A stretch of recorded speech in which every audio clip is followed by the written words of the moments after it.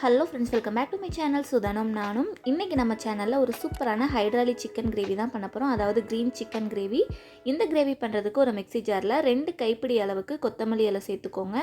இது கூடவே ஒரு 2 கைப்பிடி அளவுக்கு புதினா சேர்த்துக்கலாம். சேர்த்துட்டு இது கூட காரத்துக்காக பார்த்திங்கன்னா ஒரு 4 பச்சை மிளகாய் வந்து நான் சேர்த்துக்கிறேன்.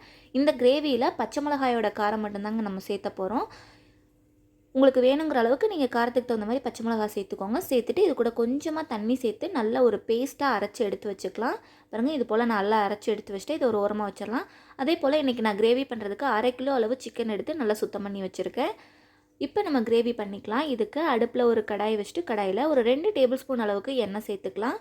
எண்ணெய் நல்லா சூடானதும் இதில் ஒரு 2 பட்டை கூடவே ஒரு 2 கிராம்பு சேர்த்துக்கிறேன். இப்போ பட்டை கிராம்பு நல்லா பொரிஞ்சதுக்கப்புறமா இதில் ஒரு 2 பெரிய வெங்காயம் சின்ன சின்னதாக கட் பண்ணி வச்சுருக்கேன், உள்ளே சேர்த்துக்கிறேன். சேர்த்துட்டு இதை நல்லா வதக்கி விட்டுறலாம்.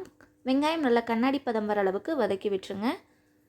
இப்போ பாருங்கள், வெங்காயம் நல்லா வதங்கிருச்சு. வதங்கினதுக்கப்புறமா இது கூட இஞ்சி பூண்டு பேஸ்ட் சேர்த்துக்கலாம். நான் இன்றைக்கி ஒரு 1.5 டேபிள் ஸ்பூன் அளவுக்கு இஞ்சி பூண்டு பேஸ்ட்டு சேர்த்துருக்கேன். சேர்த்துட்டு இஞ்சி பூண்டு பேஸ்ட்டோட பச்சை வாசனை போகிற அளவு நல்லா வதக்கி விட்டுருங்க. வதக்கி விட்டுட்டு இப்போ இது கூட ஒரு 1/4 டீஸ்பூன் மஞ்சள் தூள், சிக்கனுக்கு தேவையான அளவுக்கு உப்பு சேர்த்துட்டு நல்லா வதக்கி விட்டுறலாம். இப்போ வெங்காயம் நல்லா வதங்கிருச்சுங்க. வதங்கினதுக்கப்புறமா இது கூட நம்ம கழுவி வச்சுருக்க சிக்கன் சேர்த்துட்டு இதை ஒரு தடவை நல்லா கலந்து விட்டுட்டு இப்போ இது கூட ஒரு 1/2 டீஸ்பூன் அளவுக்கு மட்டும் நம்ம மிளகாய்த்தூள் சேர்த்துக்கலாம். தனி மிளகாய்த்தூள் சேர்த்துருக்கேன். நம்ம காரத்துக்கு ஆல்ரெடி பச்சை மிளகாய் சேர்த்துட்டோங்க, அதனால் மிளகாய்த்தூள் கம்மியாக சேர்த்துக்கோங்க. ஒரு 1/2 டீஸ்பூன் சேர்த்து நல்லா கலந்து விட்டுட்டு இப்போ இது கூட 1 டீஸ்பூன் அளவுக்கு மல்லித்தூள், 1/2 டீஸ்பூன் ஜீரகத்தூள், 1 டீஸ்பூன் அளவுக்கு கரம் மசாலா சேர்த்துட்டு நல்லா கலந்து விட்டுறலாம்.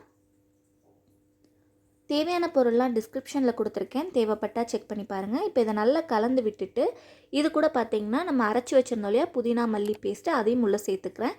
உள்ளே சேர்த்துட்டு இது கூடவே ஒரு 4 டேபிள் ஸ்பூன் அளவுக்கு தயிர் சேர்த்துக்கோங்க. நல்லா கெட்டியான தயிராக சேர்த்துக்கோங்க. சேர்த்துட்டு இப்போ இதை நல்லா ஒரு தடவை கலந்து விட்டுறலாம். இப்போ சிக்கனில் தண்ணி எதுவும் சேர்த்த வேண்டாங்க. அடுப்பை மீடியம் ஃப்ளேமில் வச்சுட்டு கடாயை மூடிட்டு ஒரு 15லேருந்து 20 நிமிஷம் நல்லா வேக விட்டுருங்க. இடையில எடுத்து நல்லா கலந்து விடுங்க. சிக்கனே பார்த்திங்கன்னா வெந்து வரும்போது நல்லா தண்ணி விடும். அந்த தண்ணியே நமக்கு சிக்கன் வேகிறதுக்கு கரெக்டாக இருக்கும். அடுப்பை மீடியம் ஃப்ளேமில் மட்டும் வச்சுக்கோங்க.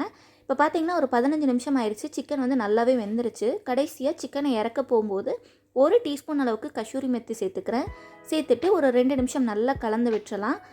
அவ்வளோதான், நம்மளோட ஹைட்ராலிக் சிக்கன் சூப்பராக ரெடி ஆயிடுச்சு. இந்த சிக்கன் சப்பாத்தி பிரியாணி கூடலாம் சைட் டிஷ்ஷாக வச்சு சாப்பிட சூப்பராக இருக்கும்.